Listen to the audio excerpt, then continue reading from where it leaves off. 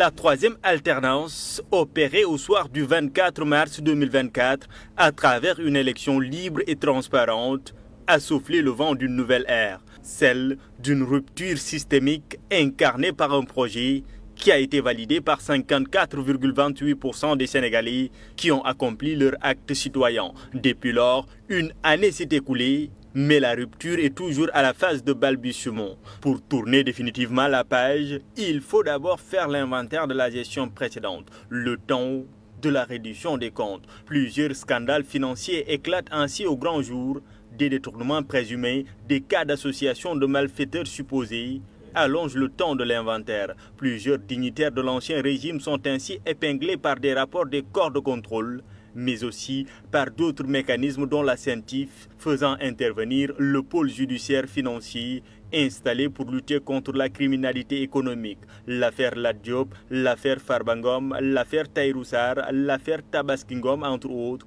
sont autant d'affaires évaluées à hauteur de plusieurs milliards, ayant obligé la levée d'immunité parlementaire des députés cités dans ces affaires. Des scandales révélés au grand jour qui viennent miner la route vers la rupture, d'autant plus que même des tenants du projet sont aussi cités dans des scandales supposés. L'affaire des deux chers à l'ONAS et l'affaire Azer éclatent en plein Djoub Djoubal Djoubanti. L'éphémère directeur général de l'ONAS, Cheikh Dieng, et son ministre de tutelle, Cheikh Tidiane Dièye, dégénèrent sur la place publique sur fond d'attribution jugée suspecte d'un marché d'assainissement. Le directeur général de l'Agence pour l'électrification rurale, Jean-Michel Sen, est quant à lui cité dans une litige avec une entreprise sénégalaise dans la renégociation de contrats d'électrification de 1500 villages. Mais le pro du projet lave à grande eau son poulain. Une année minée ainsi par des scandales financiers, des dossiers toujours pas tranchés.